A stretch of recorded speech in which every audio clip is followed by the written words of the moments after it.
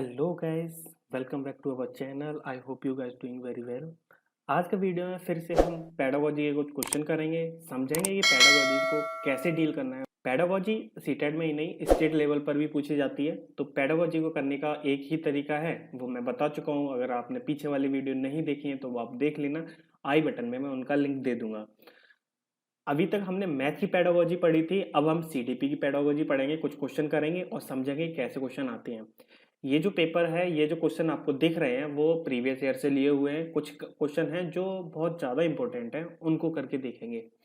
तो पहला क्वेश्चन है, बाइलिंगुअल है, इंग्लिश में जिसको पढ़ना हो वो इंग्लिश में पढ़ सकता है, हिंदी वाले हिंदी में पढ़ सकते हैं।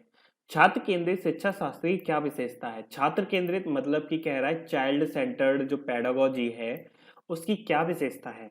पहला ऑप्शन है यंत्रवत याद करना, सेकंड है या योग्यता के आधार पर विद्यार्थियों को नामांकित करना तथा वर्गीकृत करना, केवल पाठ्य पुस्तकों पर निर्भर होना, बच्चों के अनुभवों को प्रमुखता देना।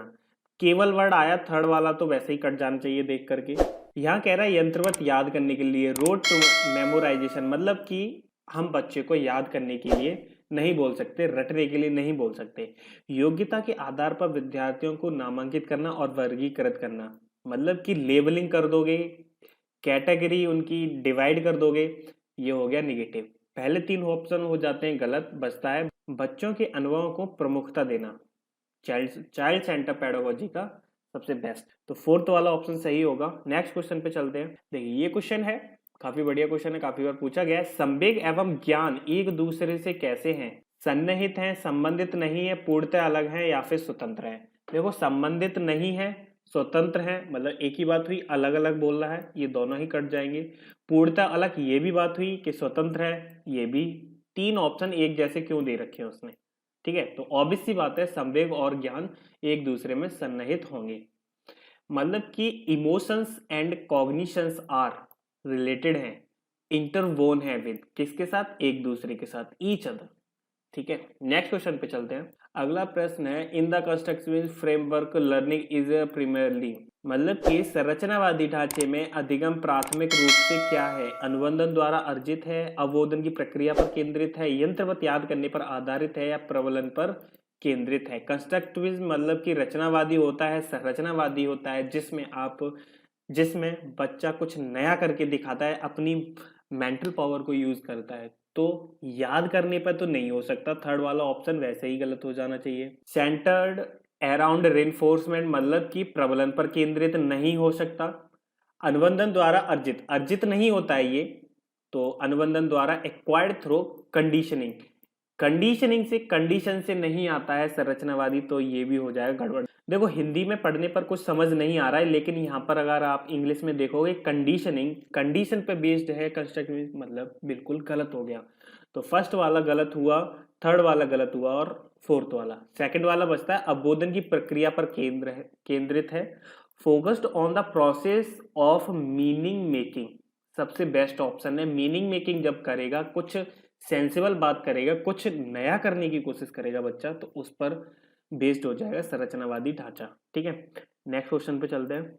नेक्स्ट क्वेश्चन है, अनेक घटनाओं के बारे में बच्चों द्वारा बनाए गए सहजानुभूत सिद्धांतों के संदर्भ में एक शिक्षिका को क्या करना चाहिए? बार बार याद करने के द्वारा एक सही सिद्धांत से बदल देना चाहिए, मतलब कि एक चीज को बार बार याद करने के लिए बोलोगे और उसको एक ही सिद्धांत से बदल दोगे। बच्चों को हमें क्या करना है? एक चीज को करने के कई सारे मेथड बताने हैं, याद करने के लिए तो बोलना ही नहीं है, बिल्कुल गलत हुआ। प्रतिकूल प्रमाण उदाहरणों को प्रस्तुत करके बच्चों के इन सिद्धांतों को चुनौती देनी चाहिए। ठीक है, रख लेते हैं थोड़ी देर के लिए, बाकी नीचे भी दिखते हैं। बच्चों के इन सिद्धांतों को अनदेखा करना चाहिए, बच्चा जो भी अपना स्टेटमेंट दे रहा है उसको अनदेखा कर दो। आप जो बोल रहे हैं वो सही बोल रहा है, बच्चा तो बिल्कुल गलत बोल रहा है, ऐसा करोगे आप, इग्नोर करोगे बच्चों को, बिल्कुल गलत हो गया। थर्ड वाला भी ऑप्शन होता है गलत। बच्चों को दंडित करना चाहिए, दंडित हट गया है, दंडित मत कर देना जब भी आप टीचर बनो, तो ये ऑप्शन भी हो जाता है गलत। बचता है केवल सेकंड ऑप्शन, वो है आपका सही आंसर। नेक्स्ट क्वेश्चन पे आते हैं। नेक्स्ट क्वेश्चन है, बच्चों को अधिगम गतिविधियों में भागीदारी करने के लिए लगातार पुरस्कार देना एवं दंड का प्रयोग करने से क्या प्रभाव पड़ता है? मतलब आप लगातार पुरस्कार दे रहे हो और दंड दे रहे हो, तो उससे क्या प्रभाव पड़ेगा बच्चों पर? तो एक चीज मैं बता देता हूं, पुरस्कार देना और दंड देना दोनों एक ही बात है। जरूरी नहीं है कि आप इसको नेगेटिव में लो, इसको पॉजिटिव में लो। पुरस्कार देना भी नेगेटिव है, क्योंकि जब आप किसी चीज को आप करवाते हो, बच्चे को एक्टिविटी कराते हो, उसके बदले में देते हो पुरस्कार, तो उससे भी उसकी जो आदत होती है वो बिगड़ती जाती है। मतलब कि वो बिना पुरस्कार लिए बिना कोई काम आगे नहीं करेगा। तो एक तरह से इसको नेगेटिव ही माना है और इसको भी माना है नेगेटिव, दोनों ही एक ही चीज है। तो ऑप्शन देखते हैं। यह बच्चों को प्रदर्शन आधारित लक्ष्यों के बजाय निपुणता पर ध्यान देने के लिए प्रोत्साहित करेगा। अधिगम में बच्चों की स्वाभाविक अभिरुचि तथा जिज्ञासा कम करेगा। जिज्ञासा तो कम नहीं कर सकता, इसको तो वैसे ही हटा दीजिए।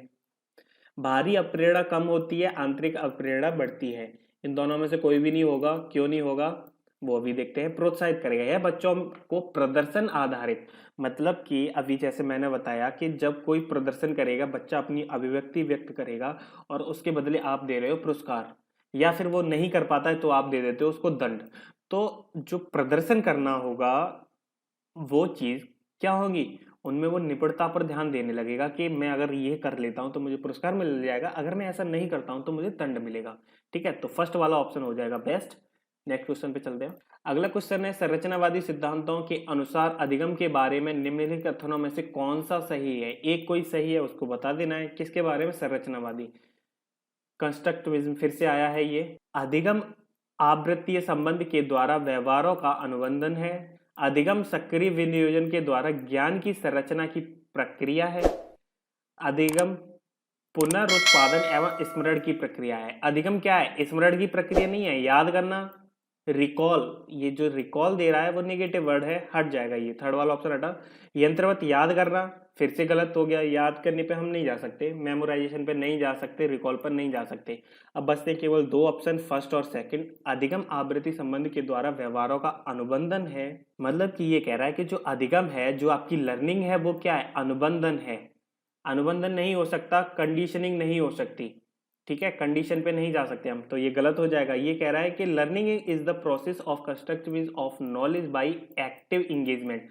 जैसा कि चाइल्ड सेंटर पेडागोजी में कहा गया है कि एक्टिविटी करानी पड़ेगी, बच्चा एक्टिव रहेगा, एक्टिव एंगेजमेंट जब होगा तो कंस्ट्रक्टिविज्म काफी हद तक बढ़ जाता है नॉलेज का। ठीक है, लर्निंग के लिए तो सबसे बेस्ट ऑप्शन हो जाएगा सेकंड वाला कि सक्रिय विनियोजन होना चाहिए, तो ये प्रक्रिया कंस्ट्रक्टिविज्म की तरफ चली जाएगी। नेक्स्ट क्वेश्चन पे आते हैं। विद्यार्थियों को स्पष्ट उदाहरण एवं गैर उदाहरण देने का क्या परिणाम है। आप एग्जाम्पल्स दे रहे हो तो उसका क्या परिणाम हो सकता है वो आपको बताना है। चार ऑप्शन है आपके सामने। यह अवधारणा की समझ में अभाव पैदा करेगा, अवधारणा को बिल्कुल नहीं समझ सकता बच्चा, बिल्कुल गलत है। जब भी आप कुछ समझा रहे हो और उसके बाद ही एक एग्जाम्पल दे देते तो बच्चा बहुत अच्छा समझता है, तो पहला ऑप्शन हो जाता है गलत। यह अवधारणात्मक समझ के बजाय कार्यविधिक प्रक्रियात्मक ज्ञान पर केंद्रित होता है, जी बिल्कुल नहीं, ये भी हो गया गलत, क्योंकि प्रक्रिया और कार्यविधिक पर नहीं होता है। अवधारणात्मक परिवर्तनों को प्रोत्साहित करने के लिए एक प्रभावशाली तरीका है, इसको बचा के रखते हैं। यह विद्यार्थियों के दिमाग में भ्रांतियां तो उत्पन्न करेगा ही नहीं, तो थर्ड वाला ऑप्शन हो जाता है आपका राइट आंसर। यहाँ पर ये क्या कर रहा है, प्रोत्साहन दे रहा है किसको, अवधारणात्मक परिवर्तनों को, तो सबसे ज्यादा प्रभावशाली तरीका है, बेस्ट ऑप्शन है। यहाँ कह रहा था अवधारणात्मक समझ के बजाय, मतलब अवधारणात्मक जो समझ है वो तो आएगी ही नहीं, और ये बजाय था निगेटिव, तो ये तो वैसे ही कट गया था। तो इस वीडियो में रखेंगे इतना ही। अगर वीडियो अच्छी लगी हो तो लाइक कर देना, शेयर कर देना, अगर चैनल पर नए हो तो सब्सक्राइब कर लेना, और मिलते हैं जल्द ही नेक्स्ट वीडियो में। और अपने फ्रेंड्स में जरूर शेयर करना। Thank you.